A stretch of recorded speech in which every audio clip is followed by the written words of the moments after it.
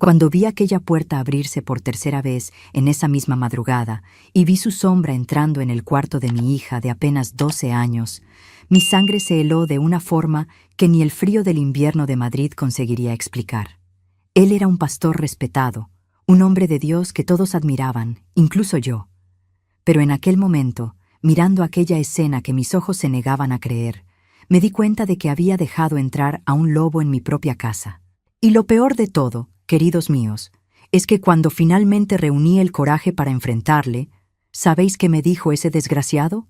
Que estaba simplemente bendiciendo a la niña, que eran oraciones especiales que ella necesitaba recibir.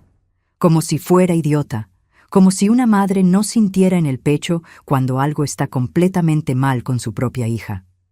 Hola, queridos míos, me llamo Joana, pero podéis llamarme yo, como siempre me han llamado por aquí. Tengo 66 años hoy. Nací en 1959, aquí mismo en Madrid, España. Y hoy necesito compartir con vosotros una historia que quedó enterrada en el fondo de mi alma durante más de 30 años. Una historia que me avergonzó, que me hizo cuestionar mi fe, mi capacidad como madre y todo aquello en lo que creía. Pero antes de empezar, quería saber de vosotros. ¿Desde dónde me estáis viendo? Dejadlo en los comentarios. Me encanta saber que mi voz está llegando a tantos rincones diferentes. Y si podéis, ayudadme dejando un like aquí abajo. Suscribíos al canal. Esto ayuda mucho a esta señora a continuar compartiendo estas historias que tanto duelen contar, pero que necesitan ser dichas. Era el año 1987. Tenía 28 años y estaba casada hacía 14 años con Valdemar, un hombre trabajador que conocí siendo muy joven, cuando tenía apenas 14 años. Él tenía 12 años más que yo, ya tenía 32 cuando nos conocimos, y en aquella época eso era normal, queridos míos. Nadie encontraba extraño que una chica se casara pronto con un hombre mayor. Mis padres incluso se alegraron, porque Valdemar tenía un trabajo fijo como mecánico en un taller aquí en el centro de Madrid. Ganaba razonablemente bien, y era un hombre de buenas costumbres, o al menos eso era lo que todos pensaban. Vivíamos en una casa sencilla pero digna en Vallecas, un barrio obrero donde todo el mundo se conocía y donde la gente todavía dejaba las puertas abiertas sin miedo. Era una casa de 3 habitaciones y un baño pequeño al fondo, con ese calentador que vivía estropeándose. El salón era diminuto, con un sofá viejo que yo misma había reformado, poniéndole una funda de tela floreada, y teníamos una televisión pequeña en blanco y negro que Valdemar había comprado de segunda mano a un conocido. La cocina estaba separada por una cortina de plástico de esas muy comunes en la época, colorida, que hacía ruido cada vez que alguien pasaba. Las 2 habitaciones eran pequeñas, apenas cabían las camas, pero era nuestro rinconcito. Era donde estábamos criando a nuestras 3 hijas. Mi hija mayor, Clara, tenía 14 años en 87. Era una chica preciosa. Había heredado mis ojos verdes y el pelo castaño del padre. Siempre fue estudiosa y responsable. Ayudaba mucho en casa. La mediana, Nilda, tenía 12 años. Y esta era más traviesa, más risueña, siempre llena de energía. Parecía que tenía pilas. No paraba quieta ni un minuto. Era mi preocupación constante, porque siempre estaba subiendo a árboles, jugando en la calle con los chicos, haciéndose rasguños en las rodillas. Y la pequeña, Dalia, tenía apenas 7 años. Todavía estaba en esa fase de muñecas, de jugar a las casitas, toda delicada y cariñosa. Las 3 estudiaban en el colegio público de ahí cerca. Iban y volvían juntas todos los días. Yo trabajaba como costurera. Hacía eso desde cría. Lo había aprendido de mi madre, que también cosía. Cogía trabajo de una tienda de ropa allí del centro. Hacían los patrones y yo cosía en casa, en la máquina de coser Singer antigua que era de mi abuela. Ganaba por pieza. No era mucho, pero ayudaba con las cuentas. A Valdemar no le gustaba mucho que trabajara. Pensaba que la mujer tenía que ocuparse solo de la casa. Pero con 3 hijas que criar, el dinero nunca sobraba. Así que acababa aceptándolo. Yo cosía por la mañana temprano, antes de que las niñas se despertaran para ir al colegio, y volvía a coser por la tarde, después de que llegaran, y yo ya hubiera hecho la comida. Nuestra vida era sencilla, pero tenía un ritmo, una rutina que me daba seguridad. Me levantaba a las 5 de la mañana, hacía café, calentaba pan en la sartén. A veces había mantequilla, a veces solo margarina barata. Las niñas se despertaban a las 6, se arreglaban corriendo y salían para el colegio a las 7 menos 10. Valdemar salía aún más temprano. A las 6:30 ya estaba en el taller. Yo me quedaba sola cosiendo, escuchando ese ruido de la máquina que se convirtió en la banda sonora de mi vida. Al mediodía paraba para hacer la comida. Las niñas llegaban, comíamos juntas, después hacían los deberes mientras yo fregaba los platos y volvía a la costura. La tarde siempre era agitada. Tenía que cuidar de las niñas, ayudar con las tareas, hacer la cena, lavar ropa. No teníamos lavadora, era todo a mano en la pila, restregando en la tabla. Mis manos siempre estaban agrietadas de tanto jabón, sobre todo en invierno que hace bastante frío aquí en Madrid. La piel se quedaba dura, encallecida. Las uñas siempre cortitas porque no había forma de mantener uñas largas cosiendo y lavando ropa. Valdemar llegaba a las 6 de la tarde, cenaba, veía un poco la televisión y a las 9 ya estaba todo el mundo durmiendo. Era una rutina cansada, pero era mi vida, y no me quejaba porque pensaba que así tenía que ser. Fue a principios de 87, creo que en febrero o marzo, cuando Valdemar empezó a frecuentar aquella iglesia evangélica que se había abierto cerca de casa, en la calle de arriba.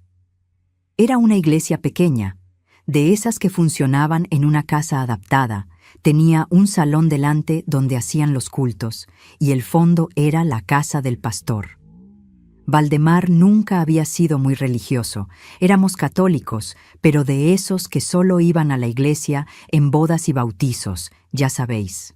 Pero un compañero del taller le había invitado, y fue, y volvió todo emocionado diciendo que había sido muy bueno, que era diferente a la iglesia católica, que allí la gente realmente sentía a Dios. Al principio me pareció extraña toda aquella emoción, pero pensé que quizá fuera bueno. Quizá aquello le hiciera más tranquilo, más presente en casa. Valdemar siempre había sido un hombre muy cerrado, demasiado serio, de esos que no demuestran cariño, no dan atención a las hijas. Se pasaba el día en el taller y cuando llegaba a casa quería silencio, quería ver la televisión en paz, no le gustaba el ruido de críos. Muchas veces reñía a las niñas por cualquier cosita, las dejaba con miedo de él. Yo siempre fui la intermediaria, siempre cogiendo de un lado y del otro, intentando mantener la paz. Después de algunas semanas frecuentando la iglesia, Valdemar llegó a casa diciendo que había hablado con el pastor y que le había invitado a venir a cenar con nosotros. Dijo que el pastor era un hombre de Dios muy sabio, que tenía una palabra fuerte, que podía bendecir nuestra casa y nuestra familia. Yo me quedé un poco cortada porque nuestra casa era tan sencilla, nuestra comida tan básica. Pero Valdemar insistió, dijo que era importante, que iba a ser bueno para nosotros. El pastor se llamaba Aristides, tenía unos 40 y pico años. Era un hombre alto, delgado, con cara de severidad, de esas personas que cuando te miran parece que están viendo tus pecados. Usaba traje negro siempre, incluso con el calor, pelo bien peinado hacia atrás con brillantina, gafas de montura fina. Su voz era grave, imponente, de esas que te hacen prestar atención incluso sin querer.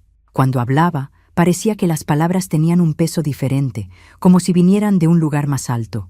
Vino a cenar un sábado por la noche. Yo había hecho una comida mejor.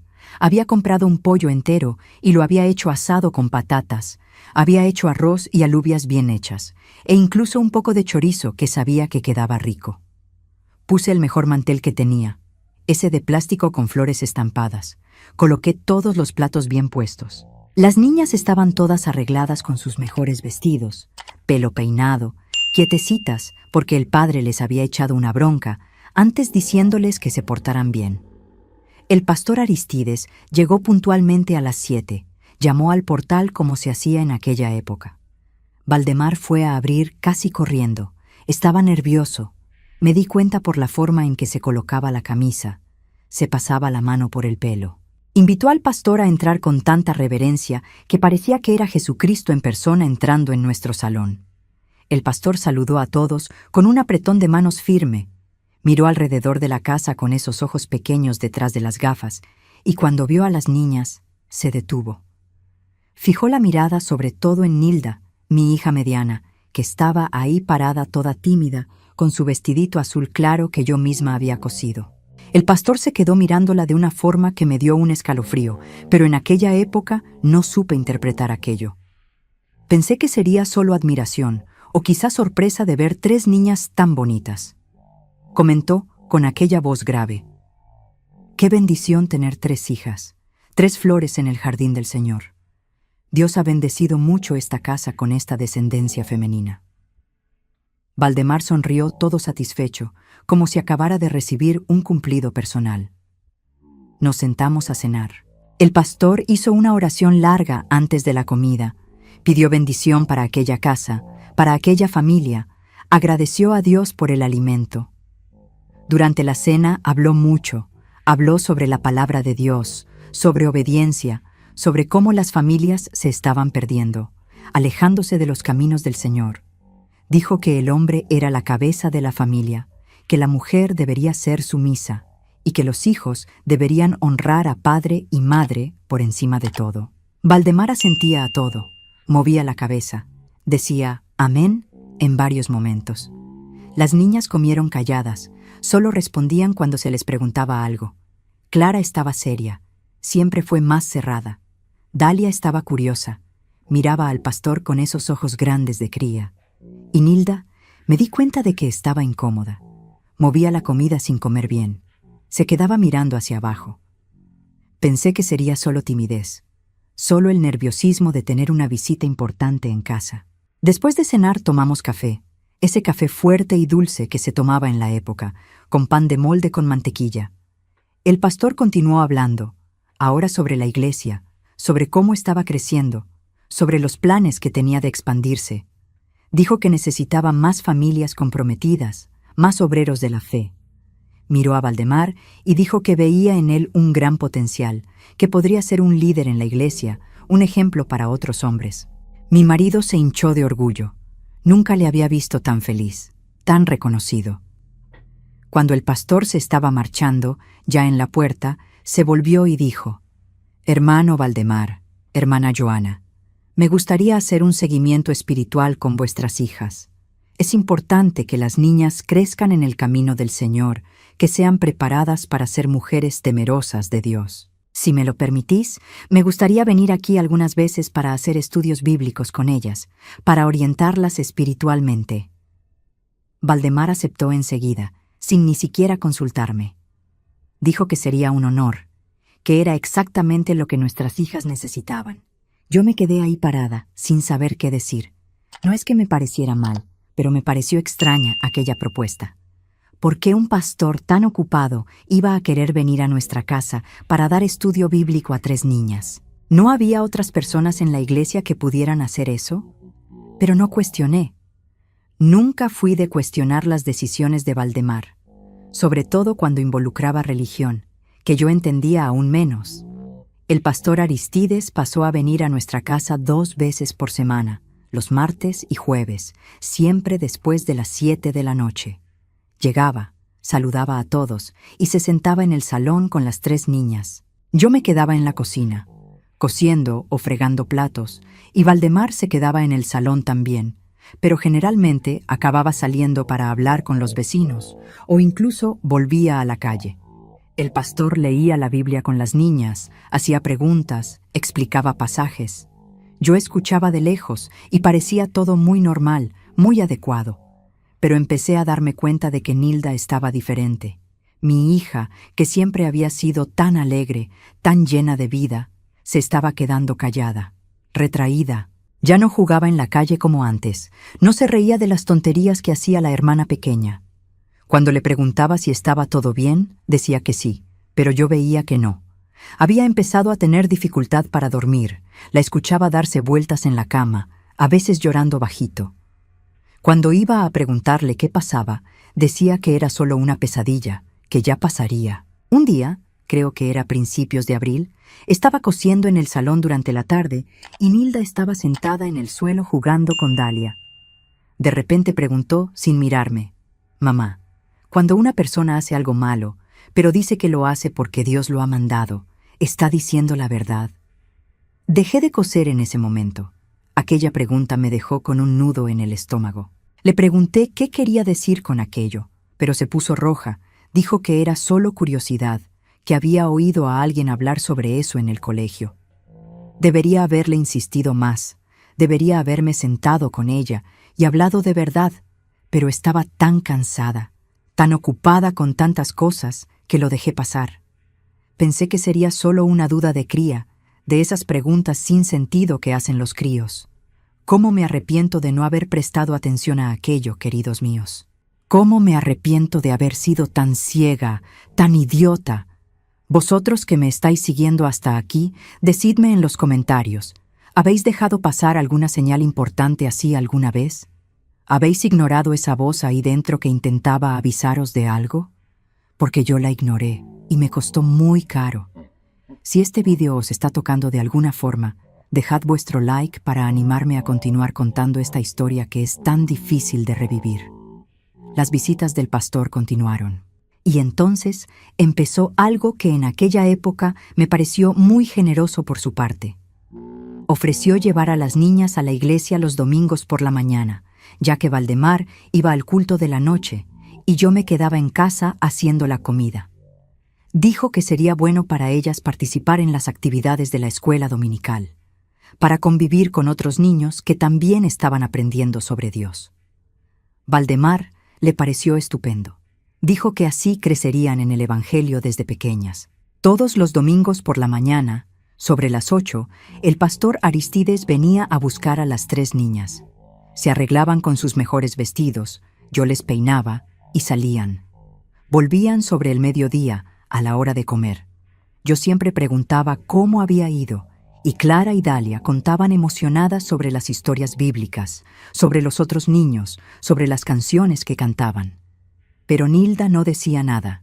Se quedaba callada, comía poco, e inmediatamente se iba a su cuarto. Fue un martes, a finales de abril, cuando pasó algo que nunca voy a olvidar. El pastor había venido para el estudio bíblico como siempre. Valdemar había salido a dar una vuelta y él estaba en el salón con las niñas. Yo estaba en la cocina fregando los platos de la cena cuando oí gritar a Dalia.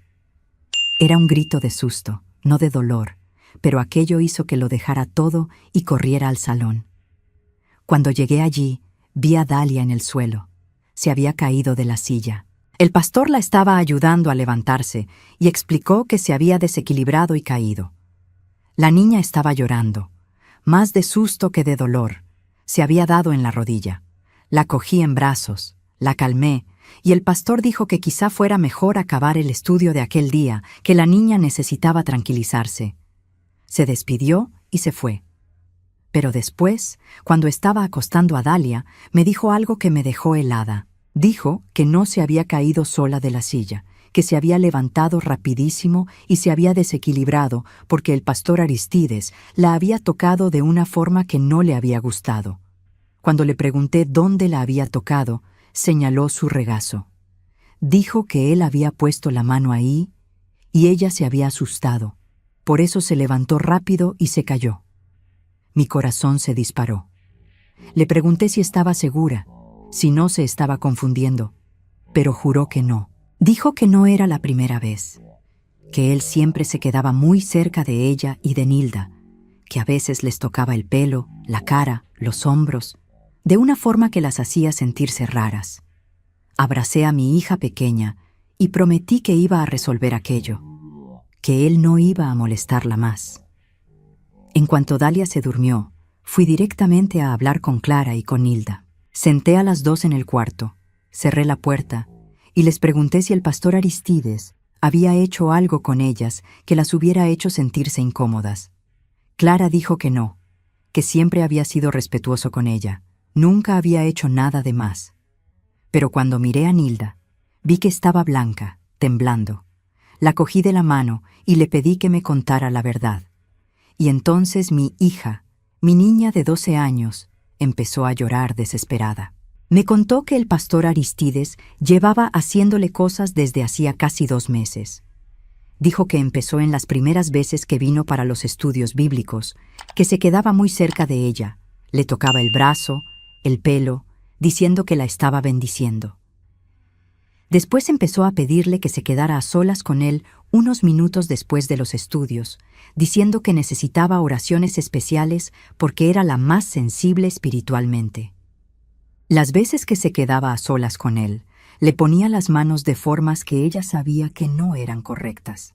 Le tocaba la espalda por dentro de la blusa, la agarraba por la cintura muy fuerte, la besaba en la cara cerca de la boca, y le decía que aquello era normal, que era parte de la bendición de Dios, que no podía contárselo a nadie porque la gente no lo iba a entender, que era un secreto especial entre ella y Dios, y el pastor era el intermediario de Dios en la tierra. Mi hija dijo que los domingos, cuando las llevaba a la iglesia, siempre buscaba la forma de quedarse a solas con ella.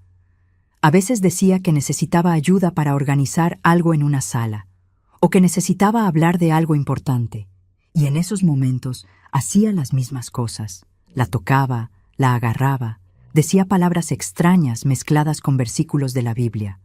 Decía que era especial, que Dios la había elegido, que todo aquello era preparación para que se convirtiera en una mujer de Dios. Me quedé paralizada, escuchando aquello. Era como si el suelo se hubiera abierto bajo mis pies. Empecé a temblar, a encontrarme mal. Tuve que sentarme en el suelo. Abracé a mi hija y lloré con ella. Le pedí perdón miles de veces por no haberme dado cuenta antes, por no haberla protegido. Clara también estaba en shock, llorando, diciendo que no sabía nada, que si lo hubiera sabido lo habría contado. Esa misma noche, cuando Valdemar llegó a casa, se lo conté todo. Esperaba que se pusiera furioso, que quisiera ir a por el pastor, que quisiera hacer justicia. Pero su reacción no fue nada de lo que esperaba. Se quedó en silencio durante mucho tiempo. Después dijo que debía haberlo entendido mal, que las niñas debían estar confundiendo las cosas, que el pastor Aristides era un hombre de Dios. No iba a hacer algo así. No podía creer lo que estaba oyendo. Le dije que fuera al cuarto a escuchar de la propia boca de Nilda lo que había pasado, pero se negó. Dijo que no iba a dar oídos a imaginaciones de cría, que los críos inventan muchas cosas, que yo no debía meter esas ideas en la cabeza de las niñas. Dijo que el pastor era respetado, que tenía una reputación, que si hacíamos una acusación falsa, podíamos arruinar la vida de un hombre inocente y además traer vergüenza para nuestra familia. Discutimos por primera vez en muchos años de matrimonio. Yo grité, lloré, supliqué que creyera a su propia hija, pero él estaba inamovible. Dijo que me estaba volviendo loca, que era cosa de mi cabeza, que siempre había sido muy protectora con las niñas. Dijo que no iba a permitir que difundiera mentiras sobre un hombre de Dios, que aquello era pecado grave, que iba a tener que responder por eso ante el Señor. Aquella noche no pude dormir. Me quedé tumbada al lado de un hombre que no conocía, un hombre que eligió creer a un extraño en vez de creer a su propia hija. Miraba al techo de ese cuarto pequeño y apretado y me sentía más sola de lo que me había sentido nunca en mi vida. A la mañana siguiente, en cuanto Valdemar se fue a trabajar, fui a casa de mi madre. Vivía ahí cerca, en una casa aún más sencilla que la nuestra. Le conté todo. Lloré desesperada en sus brazos pidiendo consejo, pidiendo ayuda. Mi madre era una mujer sencilla, con pocos estudios, pero tenía buen corazón y siempre me apoyó. Se quedó horrorizada con lo que le conté. Dijo que necesitaba alejar a las niñas de ese hombre inmediatamente, que no importaba lo que pensara Valdemar. Pero cuando dije que estaba pensando en ir a la policía, en denunciar al pastor, mi madre se asustó. Dijo que esas cosas eran muy complicadas, que nadie iba a creer a una niña de 12 años contra la palabra de un pastor respetado. Dijo que iba a hacer su palabra contra la de él, que no teníamos pruebas, que acabaría siendo un escándalo y solo perjudicaría a Nilda aún más. Me recordó que en casos así, generalmente quien sufre es la víctima, porque todo el mundo señala, todo el mundo juzga, todo el mundo dice que la niña lo inventó, que provocó, que quería atención. Sabía que mi madre tenía razón en parte. Era 87. No era como hoy que la gente habla más abiertamente de estas cosas. En aquella época, el abuso sexual era algo que se escondía, se barría bajo la alfombra. Se culpaba a las víctimas, no a los agresores. Las familias se avergonzaban, lo escondían todo para no ser juzgadas por la sociedad. Y yo tenía miedo, mucho miedo de lo que pasaría si hacía aquello público. Pero tampoco iba a dejar simplemente que ese hombre siguiera teniendo acceso a mis hijas. Así que tomé una decisión. No dejaría más que el pastor entrara en mi casa. No dejaría que llevara a las niñas a la iglesia. No permitiría más ningún contacto de él con ellas. Y eso fue lo que hice. Esa misma tarde, cuando llegó la hora del estudio bíblico, estaba preparada. El pastor Aristides llamó al portal como siempre, pero esta vez fui a abrir yo y no le dejé entrar. Dije que las niñas ya no iban a participar en los estudios, que tenían otras cosas que hacer, que ya no teníamos disponibilidad. Se quedó sorprendido, preguntó si había pasado algo, si había algún problema. Le miré bien a los ojos, esos ojos fríos detrás de las gafas, y dije: «Usted sabe muy bien cuál es el problema. Y si se acerca a mis hijas otra vez, le juro que no me importan las consecuencias. Voy a contarle a todo el mundo lo que ha estado haciendo». Se quedó pálido.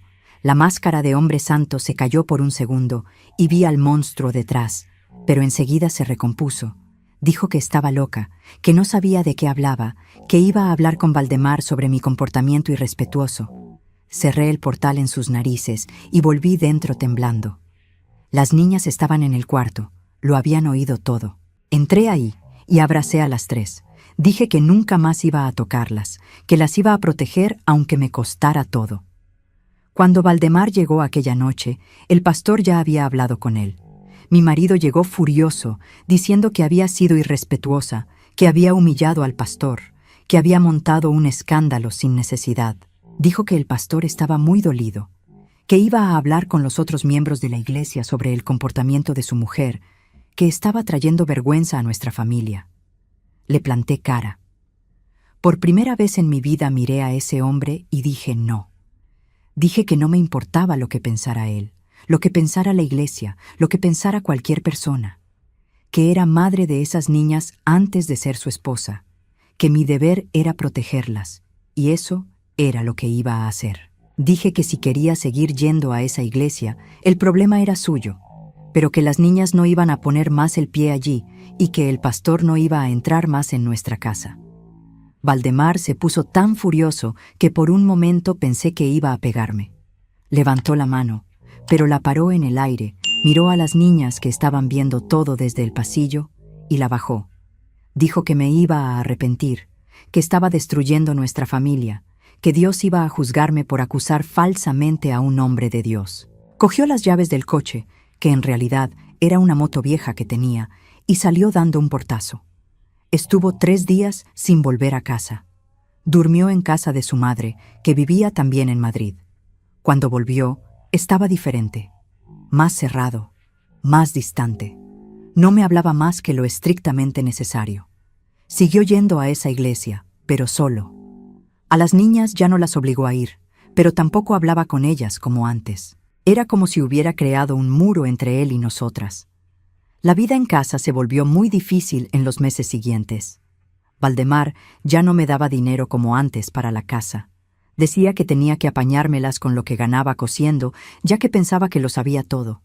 Empecé a trabajar más, a coger más trabajo, cosiendo hasta tarde por la noche para conseguir pagar las facturas. Las niñas ayudaban como podían. Clara empezó a dar clases particulares a críos más pequeños del barrio. Ganaba algo de dinero. Nilda y Dalia ayudaban más en casa para que yo tuviera más tiempo para coser. Nilda siguió cambiada durante mucho tiempo. Tenía pesadillas frecuentes, se despertaba llorando, venía a mi cama. Yo hablaba con ella siempre. Le decía que no fue culpa suya, que no hizo nada malo, que el monstruo era ese hombre, no ella. Y poco a poco, con mucho cariño, mucho cuidado, volvió a sonreír, pero nunca más fue esa niña llena de vida que era antes. Intentaba mantener algo de normalidad en casa, pero la tensión era constante. Valdemar seguía yendo a esa iglesia todos los domingos. Todos los miércoles por la noche había culto y él iba. Volvía a casa tarde, a veces oliendo a alcohol, lo que era extraño porque en la iglesia evangélica no se bebía. Yo sospechaba que estaba parando en algún bar antes de volver, pero no decía nada. Apenas nos hablábamos. Vivíamos como dos extraños compartiendo el mismo techo. Fue en junio, unos 2 meses después de haber echado al pastor de mi casa, cuando empecé a oír comentarios en la calle. La señora Palmira, una vecina cotilla que vivía 3 casas más abajo, paró en mi puerta una tarde y dijo que había oído unas cosas sobre mí allí en la iglesia. Dijo que estaban diciendo que era una mujer rebelde, que no me sometía al marido, que había levantado falso testimonio contra un hombre de Dios, que estaba poseída por demonios de rebeldía y mentira. No le di importancia al principio, pensé que eran solo cotilleos de gente desocupada. Pero los comentarios fueron aumentando. La gente que me saludaba en la calle dejó de saludarme. Las madres que dejaban a sus hijos jugar con mis hijas empezaron a prohibirlo. En el colegio, las niñas empezaron a sufrir acoso. Otros críos decían que su madre era mentirosa, que había inventado cosas sobre el pastor porque era envidiosa, porque quería llamar la atención. Clara llegó llorando un día a casa porque una profesora, que también iba a esa iglesia, había dicho delante de toda la clase que necesitaba rezar por su madre, que yo estaba en el camino equivocado, que estaba siendo usada por el diablo para atacar la obra de Dios. Mi hija de 14 años tuvo que oír eso delante de los compañeros. Fue humillada públicamente por una profesora, una persona que debería protegerla. Fui al colegio al día siguiente, hablé con la directora, monté un escándalo. La directora pidió disculpas, dijo que hablaría con la profesora, pero vi en sus ojos que ella tampoco me creía. Vi que también pensaba que era solo una mujer histérica inventando cosas, causando problemas a un hombre respetado de la comunidad. La situación fue empeorando tanto que empecé a considerar seriamente mudarme de barrio, quizá incluso de ciudad. ¿Pero cómo? No tenía dinero ahorrado, apenas conseguía pagar las facturas del mes con lo que ganaba cosiendo. Valdemar no iba a estar de acuerdo en mudarse, y aunque estuviera de acuerdo, ¿cómo iba a conseguir una casa en otro sitio? En aquella época no era como hoy. No era fácil alquilar una casa. Necesitabas aval, justificante de ingresos, un montón de cosas que yo no tenía. Hablé con mi madre otra vez sobre la situación. Se preocupó mucho. Dijo que la cosa se estaba saliendo de control, que ese tipo de persecución podía ponerse peligrosa. Me aconsejó intentar hacer las paces con Valdemar, volver a la iglesia y pedir disculpas al pastor, fingir que había sido todo un malentendido. Dijo que era la única forma de tener paz otra vez, de que las niñas dejaran de sufrir en el colegio y en la calle. Pero no podía hacer aquello. No podía rebajarme, pedir disculpas a ese monstruo que había tocado a mi hija. Cada vez que pensaba en esa posibilidad, sentía una rabia tan grande que tenía ganas de gritar, de romper todo. Sabía lo que había hecho, mi hija lo sabía, y eso bastaba. No iba a inclinarme ante ese hombre solo para tener una vida más fácil. Fue a finales de julio cuando pasó algo que cambió todo otra vez. Estaba cosiendo una tarde de sábado, las niñas estaban en el patio jugando, cuando la señora Edith, otra vecina que siempre fue más cercana a mí, apareció en mi puerta. Estaba nerviosa, mirando a los lados, pidió entrar rápido. Se sentó en mi cocina y me contó que necesitaba decirme algo, pero que no podía contar a nadie que había sido ella. La señora Edith tenía una sobrina de 15 años que también iba a esa iglesia. La chica había contado a su madre, que era hermana de la señora Edith, que el pastor Aristides le había hecho cosas inapropiadas a ella también. Había empezado hacía algunos meses, durante los estudios bíblicos que hacía con los jóvenes de la iglesia. Le pedía que se quedara a solas con él después. Decía que necesitaba oraciones especiales y la tocaba de formas que no eran correctas. La madre de la chica, que se llamaba Genoveva, se había desesperado, pero no sabía qué hacer. Tenía miedo de hablar porque el pastor era muy poderoso en la iglesia, porque su marido era diácono e iba a ponerse del lado del pastor, porque sabía que nadie iba a creer a su hija. Así que estaba callada, sufriendo, sin saber a dónde acudir. La señora Edith dijo que cuando se enteró de lo que me había pasado, de lo que yo había acusado al pastor, se dio cuenta de que quizá estuviera diciendo la verdad. Y cuando habló con su hermana, Genoveva confirmó que el pastor le había hecho lo mismo a su hija. Estaban aterradas, pero pensaron que yo necesitaba saber que no estaba sola, que no estaba loca, que había otras víctimas. Aquella información fue como una bomba en mi pecho. Por un lado, me dejó aliviada porque confirmaba que no estaba inventando nada, que mi hija había dicho la verdad, que ese hombre era realmente un depredador. Por otro lado, me dejó furiosa porque significaba que lo estaba haciendo con otras chicas, que mientras yo estaba aquí siendo masacrada por la comunidad, él seguía libre para abusar de más críos.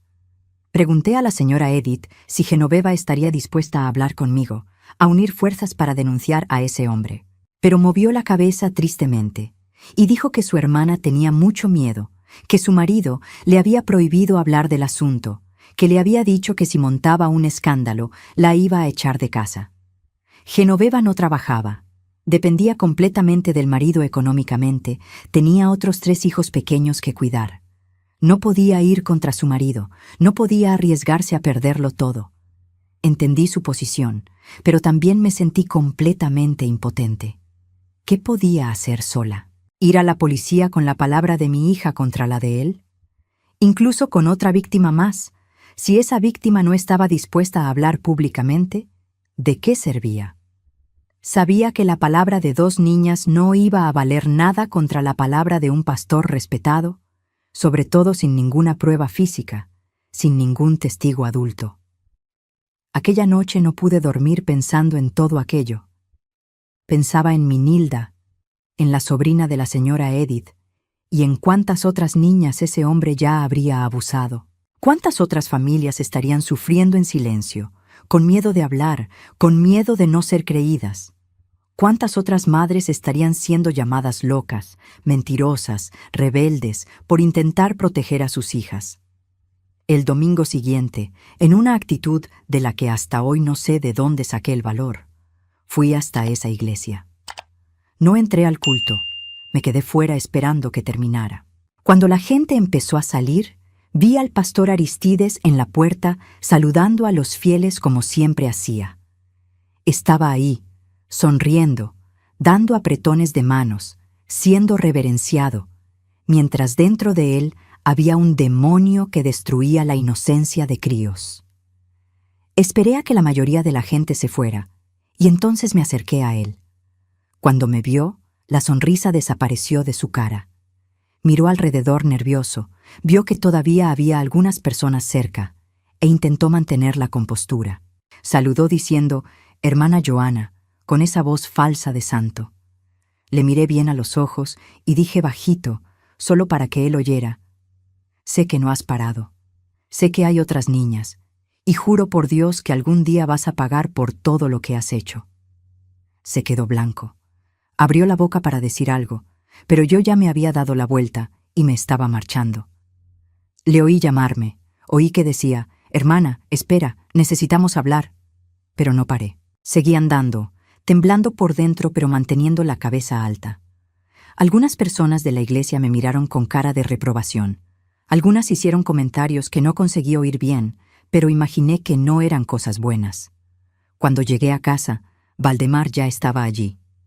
Alguien ya le había llamado contando que había ido a la iglesia, que había amenazado al pastor. Estaba furioso.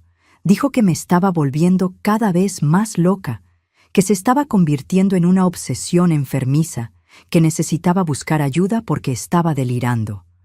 Esta vez no discutí con él. Simplemente le miré y dije con calma, «Algún día la verdad saldrá a la luz, y cuando eso pase, tendrás que vivir con el peso de no haber creído a tu propia hija». No respondió. Simplemente salió dando un portazo, como siempre hacía cuando no sabía qué decir. Los meses siguientes fueron los más difíciles de mi vida. El aislamiento fue aumentando, Hasta la gente que todavía me hablaba paró. En el mercado, las vendedoras me atendían mal. Algunas se negaban a venderme. En la panadería, la dueña me cobraba más caro que a los demás clientes. En el colegio de las niñas, las otras madres se apartaban cuando llegaba, susurraban y me miraban con desprecio. Las niñas también estaban sufriendo mucho. Clara había perdido casi todas las amigas. Pasaba los recreos sola en el colegio. Nilda había desarrollado crisis de ansiedad. A veces no podía ir al colegio porque se ponía mala, le faltaba el aire, se le aceleraba el corazón. Dalia, mi pequeña, había empezado a hacerse pis en la cama otra vez, cosa que no hacía desde los 5 años.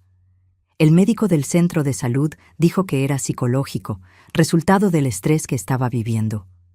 Me sentía una pésima madre, por haber expuesto a mis hijas a ese monstruo, por no haberme dado cuenta antes de lo que estaba pasando, por haber tomado una decisión que resultó en tanto sufrimiento para ellas. A veces, en las noches más difíciles, me preguntaba si no habría sido mejor haberme callado, haber dejado aquello pasar, haberlas protegido de la forma que pudiera, sin causar tanto destrozo en sus vidas. Pero entonces recordaba lo que había hecho, recordaba los toques inapropiados, recordaba el miedo en los ojos de mi Nilda y sabía que había hecho lo correcto. Aunque el precio fuera alto, aunque estuviéramos siendo masacradas por toda la comunidad, había protegido a mis hijas de un abusador. Y eso tenía que valer algo. En septiembre, mi madre enfermó. Empezó a tener dolores en el pecho, falta de aire, estaba muy hinchada. La llevé al centro de salud y el médico dijo que era el corazón, que necesitaba medicinas caras y seguimiento. Pero ella no tenía dinero para comprar las medicinas. Vivía con una pensión miserable de un salario mínimo. Yo tampoco podía ayudar mucho. Apenas conseguía mantener la casa. Valdemar, cuando le pedí ayuda para comprar las medicinas de mi madre, dijo que no tenía dinero para mantener también a la suegra, que me las apañara. Tuve que empezar a hacer trabajos extras. Además de la costura, empecé a lavar ropa para afuera, a hacer limpieza en casas. Trabajaba de las 5 de la mañana hasta medianoche, todos los días, sin descanso. Las niñas ayudaban cuidando a la abuela, le llevaban comida, le daban las medicinas que yo conseguía comprar con mucho sacrificio. Clara dejó el colegio un tiempo para trabajar como empleada doméstica en una casa de familia. Así conseguía ayudar un poco con dinero. No quería que dejara los estudios, pero no tenía elección, necesitábamos toda la ayuda posible. Fue en esa época, en medio de todo ese sufrimiento, cuando pasó algo que me dio un poco de esperanza. La señora Edith vino a mi casa otra vez, esta vez trayendo a Genoveva, su hermana, madre de la chica que también había sido abusada por el pastor. Genoveva tenía la cara hinchada de tanto llorar. Tenía un moratón en el brazo que parecía marca de dedos apretados con fuerza. Me contó que su marido había descubierto que había hablado con su hermana sobre lo que el pastor le había hecho a su hija. Se había puesto furioso, le había pegado, había dicho que estaba calumniando a un hombre de Dios, que estaba siendo influenciada por mí, que era una mujer del diablo. Dijo que si seguía hablando de eso, las iba a echar a ella y a su hija de casa. Se iba a quedar solo con los otros hijos. Pero la gota que colmó el vaso había sido cuando su hija, la chica de 15 años, había intentado suicidarse. Había tomado un montón de pastillas que encontró en casa, intentando acabar con su propia vida, porque ya no aguantaba más llevar ese peso sola. No aguantaba más ver al pastor en la iglesia todas las semanas, fingiendo que no había hecho nada, siendo tratado como un santo mientras ella se sentía sucia y culpable. Gracias a Dios, la madre la encontró a tiempo, la llevó corriendo al hospital, le hicieron lavado de estómago y sobrevivió. Pero cuando Genoveva vio a su hija en esa cama de hospital, pálida, casi muerta por culpa de ese monstruo, algo en ella cambió. Se dio cuenta de que no importaba lo que hiciera su marido, no importaba lo que dijera la iglesia, no importaba si iba a perderlo todo. La vida de su hija valía más que cualquier cosa. Así que había dejado a su marido. Había cogido a los 4 hijos y se había ido a vivir con su hermana, la señora Edith, que tenía una casa pequeña, pero había abierto las puertas para ella. Y ahora estaba allí, en mi cocina, diciendo que estaba preparada para hablar, para denunciar, para hacer lo que hiciera falta, para que ese hombre pagara por lo que había hecho. Las dos lloramos abrazadas en esa cocina pequeña y agobiante. Por primera vez en meses no me sentía sola. Había otra madre allí, otra víctima, otra persona que sabía la verdad y estaba dispuesta a luchar. Hablamos durante horas, compartimos las historias de nuestras hijas, descubrimos que su modus operandi era siempre el mismo. Elegía niñas más calladas, más vulnerables, ganaba la confianza de los padres primero, después empezaba con toques sutiles que iba intensificando con el tiempo, siempre usando a Dios y la Biblia como justificación, siempre diciendo que era algo especial, secreto, sagrado. Decidimos que el lunes temprano iríamos juntas a la comisaría a poner una denuncia. No importaba si nadie iba a creer, no importaba si no teníamos pruebas físicas. Íbamos a hacer nuestra parte, íbamos a denunciar formalmente, íbamos a ponerlo en el registro oficial. Por lo menos si otras niñas sufrían en el futuro, ya iba a haber un historial, ya iba a haber otras denuncias para corroborar. Ese domingo por la noche reuní a mis 3 hijas y les conté que al día siguiente Genoveva y yo íbamos a la policía a poner la denuncia formal contra el pastor. Le pregunté a Nilda si estaba preparada para eso, si tenía valor para contarlo todo otra vez a un policía. Mi hija, que acababa de cumplir 13 años, me miró con esos ojos que habían perdido un poco de brillo y dijo con una voz firme que me sorprendió: «Voy a ir, mamá. Necesito contarlo, porque si no lo cuento, lo va a hacer con otras niñas lo que me hizo a mí». El lunes por la mañana, yo, Nilda, Genoveva y su hija, que se llamaba Leonor, fuimos a la comisaría del centro de Madrid. Era una comisaría pequeña, vieja, con ese olor a humedad y tabaco que había en todos los sitios públicos en aquella época.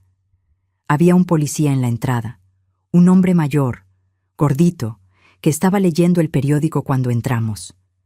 Cuando dijimos que queríamos poner una denuncia de abuso sexual contra un pastor de la ciudad, levantó los ojos del periódico y nos miró con una mezcla de incredulidad e irritación. Nos mandó sentarnos y esperar, que iba a llamar al comisario. Estuvimos allí esperando más de 1 hora en esos bancos duros e incómodos, con las niñas cada vez más nerviosas, arrepintiéndose de haber venido. Finalmente el comisario apareció. Era un hombre de unos 50 años, calvo, con bigote grande, aire de estar constantemente aburrido. Nos llamó al interior de su despacho, que era pequeño, desordenado, con montones de papeles por todos lados.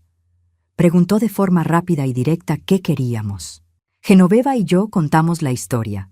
Cada una habló de lo que le había pasado a su hija. Escuchaba con mala cara. A veces interrumpía para hacer preguntas del tipo: «¿Tú le viste haciendo eso?», o «¿Hay testigos?», o «¿Por qué habéis tardado tanto en venir?».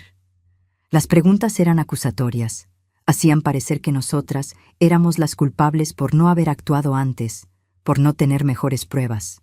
Cuando terminamos de contar, suspiró hondo, se rascó la cabeza y dijo algo que nunca voy a olvidar. «Mirad, señoras, entiendo que estéis preocupadas por vuestras hijas, pero tenéis que entender que las acusaciones contra un hombre respetado de la comunidad, un líder religioso, son muy serias. Sin pruebas concretas, sin testigos, esto se convierte en palabra contra palabra.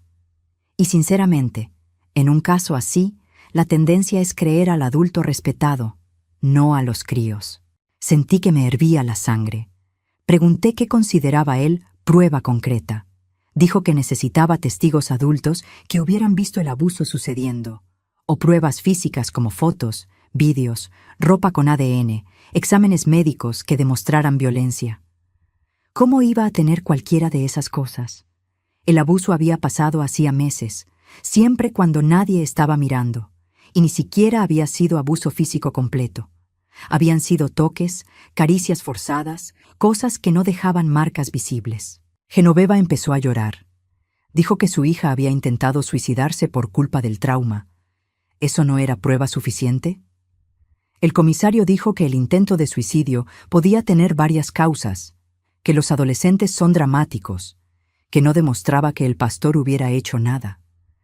Dijo que si queríamos, podía registrar una denuncia, pero que probablemente no iba a servir de nada, que estábamos perdiendo su tiempo y el nuestro. Aún así, insistimos en que la registrara. Mandó llamar a una secretaria, una chica joven que no debía tener más de 20 y tantos años. Cogió nuestras declaraciones, de las niñas también. Lo tecleó todo en una máquina de escribir vieja que hacía un ruido insoportable. El proceso entero duró casi 3 horas. Las niñas tuvieron que contar con detalles lo que había pasado. Revivir todo aquello delante de desconocidos era torturante ver su sufrimiento. Cuando finalmente salimos de allí con ese papel en la mano, la denuncia registrada, no sentimos alivio ni victoria. Solo un cansancio inmenso y la certeza de que aquello no iba a servir de nada. El comisario había dejado muy claro que no iba a investigar, que no iba a llamar al pastor a declarar, que aquello iba simplemente a quedarse archivado en un cajón llenándose de polvo. Y fue exactamente lo que pasó. Pasaron semanas, pasaron meses, y nunca nos volvieron a llamar. Nunca supimos si el pastor por lo menos fue notificado de la denuncia. La vida simplemente continuó, y ese papel no sirvió para nada más que para demostrar que lo habíamos intentado, que no nos habíamos callado. Pero el hecho de haber ido a la policía se filtró rápidamente. Alguien de la comisaría, o quizá la propia secretaria que conocía a alguien de la iglesia, lo contó. En pocos días, toda la ciudad sabía que Genoveva y yo habíamos puesto una denuncia formal contra el pastor Aristides, y la reacción fue aún peor que antes. La iglesia se movilizó en su defensa. Hicieron hasta un culto especial para rezar por el pastor que estaba siendo perseguido por fuerzas demoníacas. Decían que Genoveva y yo éramos mujeres poseídas, que estábamos siendo usadas por el diablo para intentar destruir la obra de Dios en Madrid. Algunos miembros más exaltados llegaron incluso a ir a casa de la señora Edith, donde Genoveva estaba viviendo, para hacer una vigilia de liberación, gritando versículos de la Biblia delante de la casa, diciendo que estaban expulsando los demonios de ese hogar. La situación se volvió tan insostenible que Genoveva tuvo que irse de Madrid con los hijos. Su hermana, la señora Edith, tenía una prima en Guadalajara y consiguió arreglar para que Genoveva y los hijos se fueran allí. Se fue una madrugada de octubre, sin avisar a nadie. Solo dejó una nota para mí, agradeciendo el apoyo y pidiendo disculpas por dejarme sola en esa lucha. No la juzgué, lo entendía perfectamente.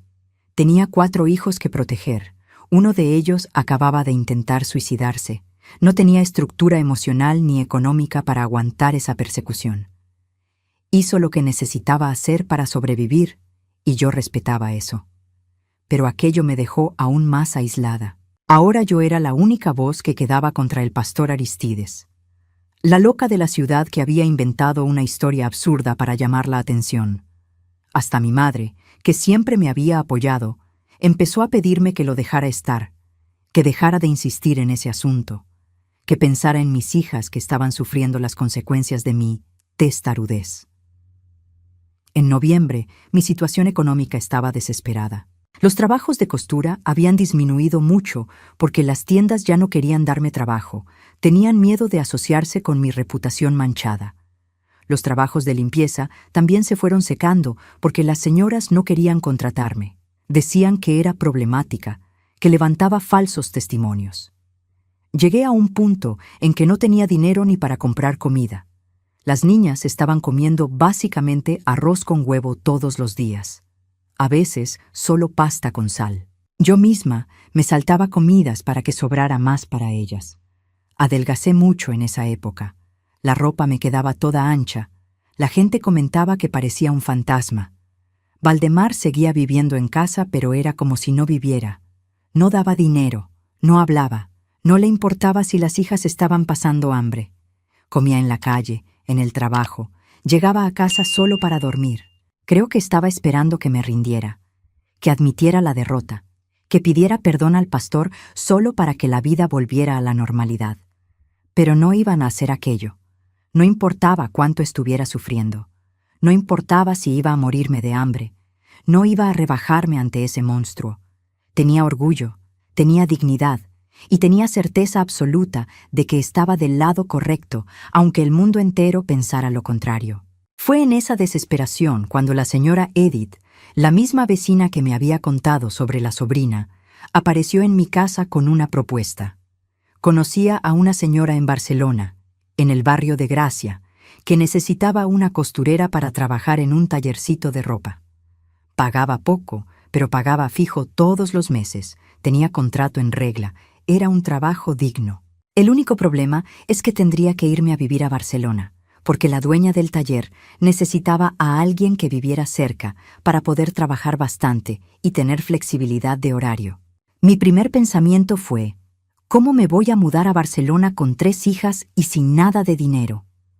Pero la señora Edith explicó que esa señora tenía un pisito pequeño arriba del taller que estaba vacío, y que podría alquilármelo por un precio simbólico, prácticamente de gratis, hasta que me estabilizara. Era una oportunidad de empezar de nuevo, de salir de Madrid donde me estaban crucificando a diario, de dar una vida mejor a mis hijas. Hablé con las niñas sobre eso. Clara se quedó dividida. Tenía 15 años, ya tenía vida establecida aquí, todavía tenía algunas amigas, pero también entendía que no había futuro para ella en Madrid con las cosas como estaban. Nilda se sintió aliviada con la idea. Dijo que quería mucho irse, que no aguantaba más ver al pastor en la calle, ver a la gente que la juzgaba. Dalia era pequeña todavía, 8 años, se adaptaría en cualquier sitio. El problema era Valdemar. Estaba casada con él, no podía simplemente coger a las hijas e irme sin su autorización. Si hacía eso, podía denunciar que había secuestrado a las crías, podía incluso conseguir quitármelas. Necesitaba o su autorización o necesitaba conseguir la separación legal, pero la separación costaba dinero, necesitaba abogado, era un proceso largo. Decidí hablar con él abiertamente. Una noche de diciembre, cuando llegó del trabajo, me senté con él en el salón y hablé sobre la propuesta de trabajo en Barcelona. Dije que era una oportunidad para mí y para las niñas, que no estábamos siendo felices allí, que sería mejor para todo el mundo si nos separábamos. Esperaba que se pusiera furioso, que gritara, que lo prohibiera. Pero para mi sorpresa, dijo que sí. Dijo que podía irme, que podía llevarme a las niñas, que ya no le importaba. Dijo que ese matrimonio ya había acabado hacía tiempo, que él también estaba cansado de vivir en esa situación, que sería un alivio para él que me fuera. Su frialdad me dolió. Más de 15 años de matrimonio, 3 hijas juntos, y me estaba despachando como si fuera un mueble viejo que ya no tenía utilidad. Pero al mismo tiempo me alivió, porque significaba que estaba libre para empezar de nuevo, que no iba a crear obstáculos. El día 20 de diciembre de 1987, mis 3 hijas y yo cogimos un autobús en Madrid con destino a Barcelona. Nuestras cosas cabían en 3 maletas viejas y 2 cajas de cartón. Dejé atrás la casita de Vallecas, dejé atrás a Valdemar, dejé atrás a mi madre que lloró mucho viéndome partir, dejé atrás esa ciudad que se había convertido en un infierno para nosotras. Miré por la ventanilla del autobús mientras nos alejábamos.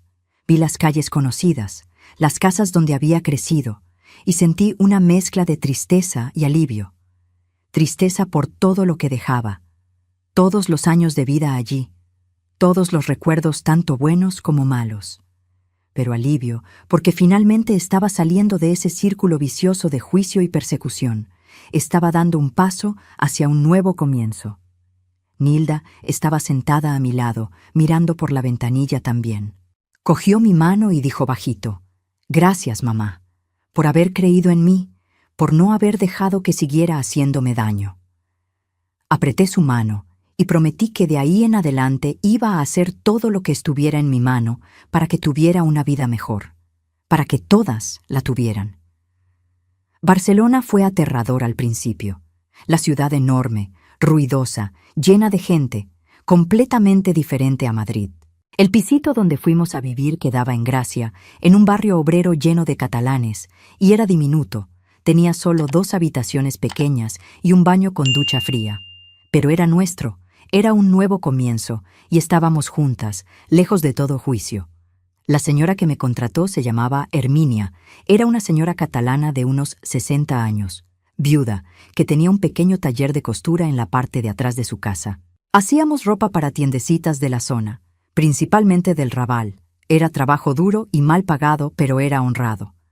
Me pagaba un salario mínimo de la época, que era muy poco, pero por lo menos era fijo, todos los 20 de cada mes. Empecé a trabajar al día siguiente de llegar. Me levantaba a las 5 de la mañana, dejaba a las niñas durmiendo, iba al taller que estaba a pocos metros allí mismo en el patio. Trabajaba hasta mediodía. Volvía corriendo para hacerles la comida. Después volvía y trabajaba hasta las 6 de la tarde. Era cansado, pero era mejor que la situación que había dejado en Madrid. A las niñas las matriculé en un colegio público de ahí cerca en enero, cuando empezaron las clases, y se fueron adaptando poco a poco. Los primeros meses en Barcelona fueron de mucha dificultad económica. El dinero apenas daba para comida, mucho menos para otras cosas. Las niñas usaban ropa que yo misma cosía con retales que sobraban del trabajo. No teníamos ningún lujo, pero por lo menos teníamos paz. Nadie allí sabía de nuestra historia, nadie nos juzgaba, nadie señalaba con el dedo. Éramos solo una familia más pobre intentando sobrevivir en la ciudad grande, y ese anonimato era liberador.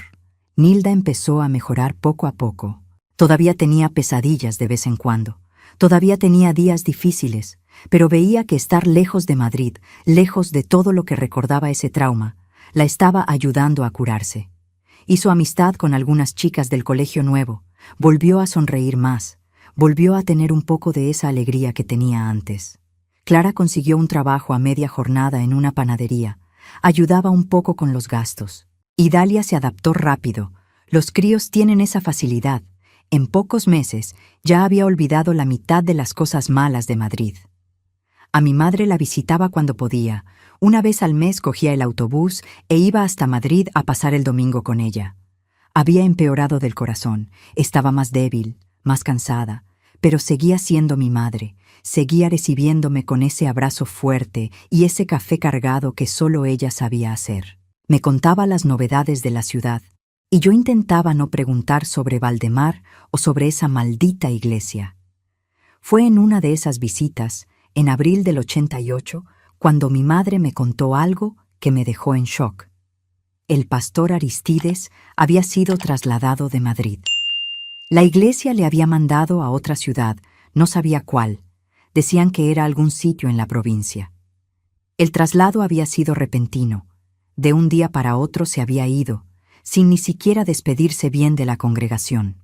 Mi madre había oído algunos comentarios, cotilleos de calle, diciendo que habían aparecido más denuncias contra él, que otras familias habían empezado a cuestionar, a darse cuenta de cosas raras, que el liderazgo de la iglesia se había preocupado por la cantidad de rumores. Así que para evitar mayor escándalo, para proteger la reputación de la institución, simplemente le habían trasladado a otro sitio, como si eso resolviera el problema, como si cambiar a un depredador de lugar le impidiera hacer nuevas víctimas. Esa noticia me dejó con sentimientos muy contradictorios. Por un lado sentí alivio, porque significaba que ya no estaba en Madrid haciendo nuevas víctimas allí. Por otro lado, sentí una rabia profunda, porque no había sido castigado de verdad, no había sido detenido, no había sido expuesto públicamente. Simplemente le habían cambiado de sitio, probablemente para seguir haciendo lo mismo en otra ciudad, con otras niñas inocentes. Y yo no podía hacer nada al respecto. No tenía forma de avisar a la gente de esa ciudad nueva a donde había ido. No tenía forma de proteger a sus futuras víctimas. Esa impotencia me consumió durante semanas. Pensaba en ello todo el tiempo. Pensaba en las niñas a las que iba a abusar. Pensaba en las familias que iban a sufrir lo que yo sufrí. Pero ¿qué podía hacer? Era una costurera pobre viviendo en un pisito en Gracia. Apenas conseguía mantener a mis propias hijas. No tenía recursos, no tenía contactos, no tenía voz. Todo lo que podía hacer era seguir adelante con mi propia vida, cuidar de mis propias hijas y rezar para que algún día, de alguna forma, se hiciera justicia. Los años fueron pasando. 1989, 90, 91. La vida continuó con su rutina difícil pero estable. Yo trabajaba en el taller de doña Herminia. Las niñas estudiaban y crecían. Clara terminó el bachillerato, consiguió un empleo como secretaria en una empresa pequeña, empezó a ganar un poco mejor. Nilda también terminó los estudios, hizo un curso técnico de contabilidad, consiguió empleo en una oficina. Dalia era la más pequeña. Todavía estaba estudiando, pero era aplicada, sacaba buenas notas. Mi madre falleció en 92. Su corazón simplemente paró una noche mientras dormía. Fue tranquilo, no sufrió, pero el dolor de la pérdida fue inmenso.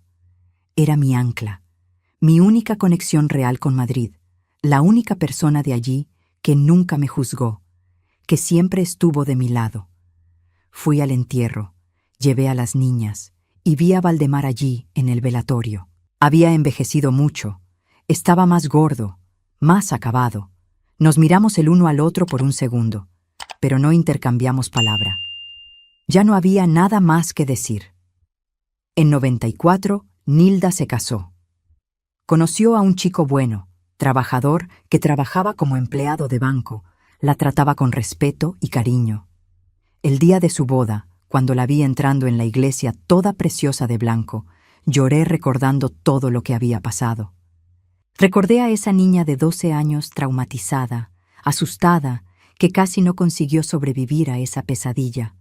Y allí estaba ella, una mujer de 20 años, fuerte, superviviente, construyendo su propia familia, su propio futuro. Nunca olvidó lo que pasó. Aquello dejó marcas que lleva hasta hoy. Tiene dificultad con la intimidad a veces, tiene gatillos que disparan ansiedad, tiene pesadillas ocasionales todavía. Pero aprendió a vivir con esas cicatrices, aprendió a no dejar que definieran quién es. Se convirtió en una mujer increíble, tuvo 3 hijos preciosos, hoy tiene 38 años y es una madre maravillosa que protege a sus hijos con una ferocidad que solo quien ha pasado por un trauma entiende. Clara también se casó, en 96, tuvo 2 hijos. Dalia está prometida ahora, se va a casar el año que viene. Mis 3 niñas se convirtieron en mujeres fuertes, independientes, supervivientes. No dejaron que ese trauma destruyera sus vidas, no dejaron que ese monstruo ganara. Y esa es mi mayor victoria, mayor que cualquier justicia que pudiera haber conseguido en aquella época. Sigo viviendo en Gracia hasta hoy, en ese mismo pisito. Doña Herminia ya falleció, pero su hija mantuvo el taller y seguí trabajando allí hasta jubilarme hace 3 años. Vivo con una pensión pequeña pero suficiente. Tengo a mis nietos que me visitan todos los fines de semana. Tengo una vida sencilla pero digna. Nunca volví a Madrid para vivir. Solo voy de vez en cuando a visitar la tumba de mi madre. De Valdemar supe que falleció en 2001. Tuvo un infarto en el taller donde trabajaba. No fui a su entierro. No sentí necesidad.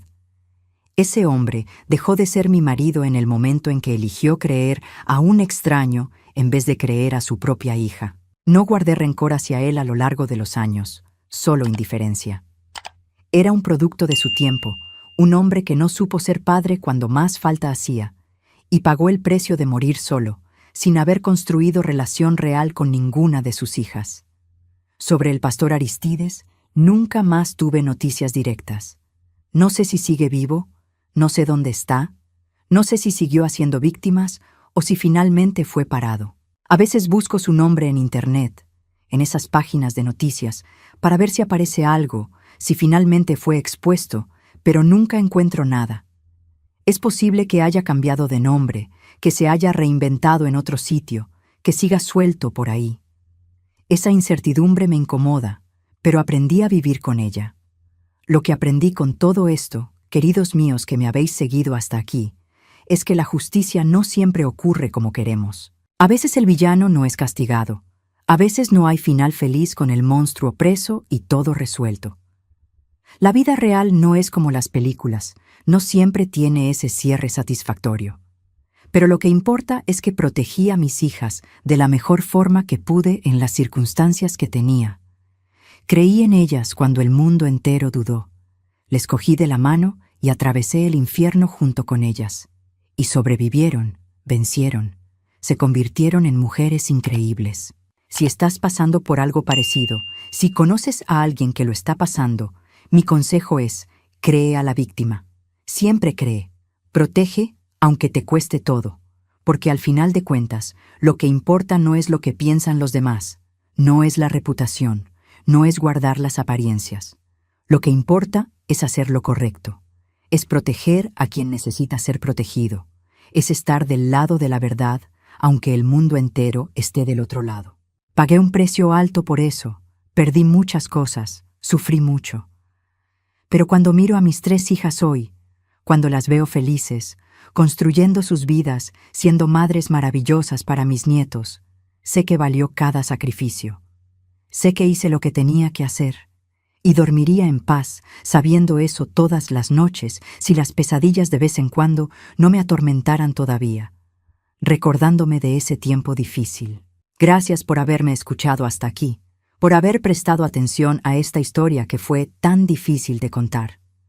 Si este relato te ha tocado de alguna forma, si te has identificado, deja tu corazón en los comentarios. Cuéntame desde dónde me estás viendo. Me encanta saber que mi voz ha llegado hasta ti. Y suscríbete al canal aquí abajo. Deja tu like. Esto ayuda mucho a esta señora de 66 años que todavía está aquí, todavía está luchando, todavía está contando sus historias para quien quiera escuchar.